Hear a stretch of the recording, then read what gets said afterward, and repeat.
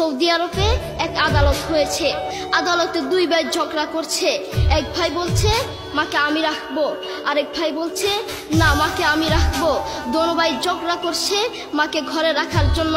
এরপর এক ভাই মাকে নিয়ে চলে যাচ্ছে, আরেক ভাই মাটিতে গড়া দিতে দিতে অবস্থা খারাপ। সৌদি আরবে আদালত হয় মা বাবাকে ঘরে রাখার জন্য, আর আমাদের দেশে আদালত হয় মা বাবাকে ঘর থেকে বের করার জন্য, ঠিক কিনা? যুবক, তোমাকে বলছি, তোমার বন্ধু তোমার আপন নয়, তোমার বউ তোমার আপন নয়, তোমার শ্বশুর শাশুড়ি তোমার আপন নয়। এই পৃথিবীর বুকে আপন হলো তোমার মা এবং তোমার বাবা। করোনা আসার পরে প্রমাণ করে দিয়েছে কে আপন। এক মেয়ে তার মাকে ফোন করে বলছে, মা আমার স্বামীর করোনা হয়েছে। মা বললেন সাবধান, তার কাছে যাবি না, আমি সকালে সিএনজি পাঠিয়ে দিব, তুই টপ করে সিএনজিতে উঠে যাবি।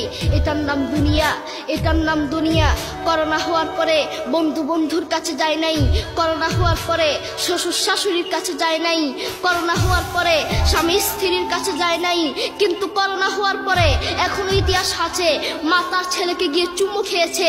করোনা হওয়ার পরে এখনো ইতিহাস আছে বাবা তার ছেলেকে কাঁধে নিয়ে হাসপাতালে গিয়েছে, ঠিক কিনা? যুবক, তুমি তোমার মাকে কিছু মনে করছো না। তোমার মাকে তুমি ঘর থেকে বের করছো। ছেলে বিদেশ থেকে এসেছে, এসে শ্বশুর বাড়িতে গিয়েছে, তারা তাকে উল্টাপাল্টা বুঝিয়েছে। এখন বাড়িতে এসে সে বলছে, মা তুমি আমার টাকায় খাও, আমার ঘরে থাকো, আবার আমার বউকে পিটাও। এই কথা শোনার পরে কি কোনো মার কলিজা আছে?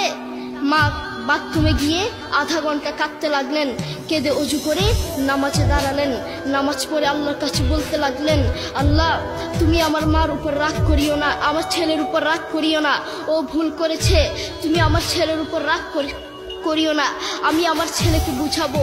এরপর মা গিয়ে ছেলেকে বুঝাচ্ছেন, বলছেন বাবা তুমি আমাকে বের করে দিবা, সমস্যা নেই, তুমি আমাকে বের করে দিও, কিন্তু আমার একটা স্বপ্ন আছে। ছেলে বললেন কি স্বপ্ন বলেন? মা বললেন তুমি বাজারে গিয়ে একটা পাকা আম নিয়ে আসবা, এসে তোমার বুকের উপর রাখবা, সকালে উঠে ওটা আমি খাবো। এরপর ছেলে বললেন আচ্ছা ঠিক আছে। ছেলে বাজারে গিয়ে একটা পাকা আম নিয়ে আসলো, এসে বুকের উপরে রাখলো। 5 মিনিট না যেতেই সেই আম পিঠের নিচে পড়ে চ্যাপ্টা হয়ে গিয়েছে। এরপর ছেলে মাকে বললেন, মা তুমি কি সকালে উঠে আমটা খাবে? ওটা 5 মিনিট না যেতেই পিঠের নিচে পড়ে চ্যাপ্টা হয়ে গিয়েছে। এরপর মা চোখের পানি ছেড়ে বলল, বাবা